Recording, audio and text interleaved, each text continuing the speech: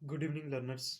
मैं नरेश कुमार एक बार फिर से आपके बीच आ चुका हूँ एक नई वीडियो को लेकर। हमने पिछली वीडियो में डिस्कस किया था कोड स्विचिंग और कोड मिक्सिंग के बारे में। आज हम सी टेट के पॉइंट ऑफ व्यू से एक और मुख्य विषय जो अधिकतर मोस्ट इम्पॉर्टेंट विषय माना जाता है, हिंदी पैडागोजी, उसमें से आपके समक्ष एक वीडियो लेके आया हूँ कि उसका मतलब है कि हम भाषा को किस तरह से सीखते हैं। इसमें दो तरह की भाषा के सीखने के तरीके होते हैं कि लैंग्वेज एक्विजिशन और दूसरा लैंग्वेज लर्निंग।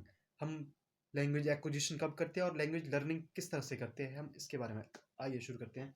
सबसे पहले लैंग्वेज एक्विजिशन के बारे में कि जो ये लैंग्वेज एक्विजिशन है ये सबकॉन्शियस माइंड की एक चलने वाली प्रक्रिया है। इसमें हमारा जो सबकॉन्शियस माइंड है, अवचेतन मन है, वो 24 घंटे चलता रहता है हर समय। हम जैसे बचपन की बात करते हैं, एक छोटा बच्चा विधिवत रूप से शिक्षा ग्रहण नहीं करता है या सोच समझकर शिक्षा ग्रहण नहीं करता है, उसके अवचेतन मन में जिस तरह की भी बातें सुनाई देती है, समझ आती है, वो उनसे ही शिक्षा ग्रहण करता है। इसलिए एक अवचेतन मन की स्वाभाविक प्रक्रिया है।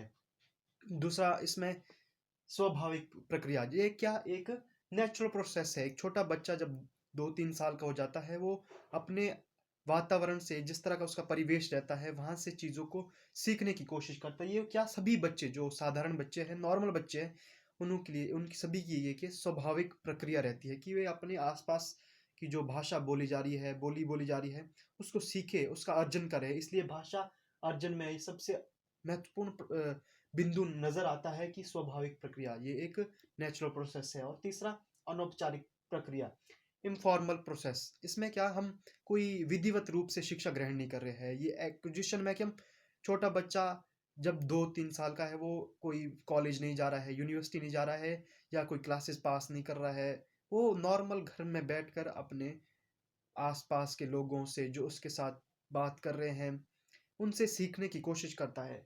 और इसका अंतिम मैं एक उदाहरण देता हूँ कि जैसा हमारी मातृभाषा मदर टंग, हम मदर टंग के लिए कोई स्पेशल कोचिंग, स्पेशल क्लासेस नहीं लगाते हैं। जैसे कि हम इस वक्त हिंदी पैडागोजी की बात करें, तो हम हिंदी पैडागोजी सीख रहे हैं, इसको हम पास कर रहे हैं, हम कक्षाओं में बीए कर रहे हैं, एमए कर रहे हैं, नेट कर रहे हैं, सेट कर रहे हैं, हम विधिवत रूप से इसको पढ़ रहे हैं, जान रहे हैं।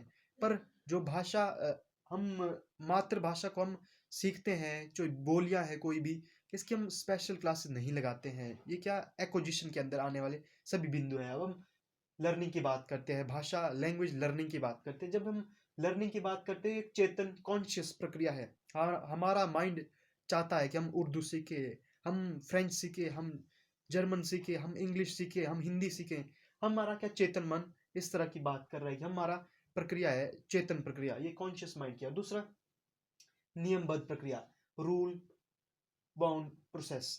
इसमें क्या एक जब एक प्रोसेस होगा, इसमें हम पास भी होंगे, फेल भी होंगे, एक प्रोसेस में चलेगा। हम अभी पहली से दूसरी जाएंगे, दूसरी से तीसरी जाएंगे, हम बीए से एमए में करेंगे, इस तरह का एक प्रोसेस रहेगा। इसलिए ये क्या नियमबद्ध प्रक्रिया रहेगी।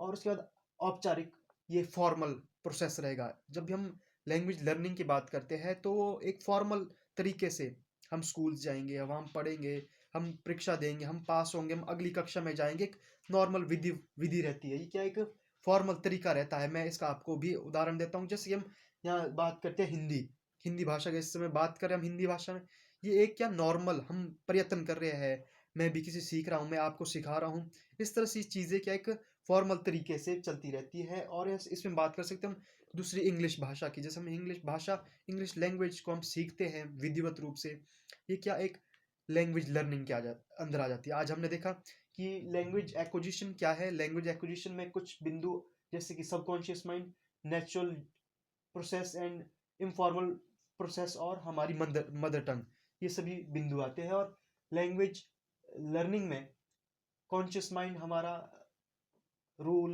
बाउंड प्रोसेस और फॉर्मल प्रोसेस, और जैसा कि हमारी कोई ऑप्शनल लैंग्वेज जो हम सीखना चाहते हैं। इस तरह के आज की वीडियो यहीं पे समाप्त होती है। कृपया इस तरह से अपना प्यार दिखाते रहे, जैसा आपने पिछली वीडियो को अपना प्यार दिखाया। मिलते हैं एक बार फिर से, धन्यवाद।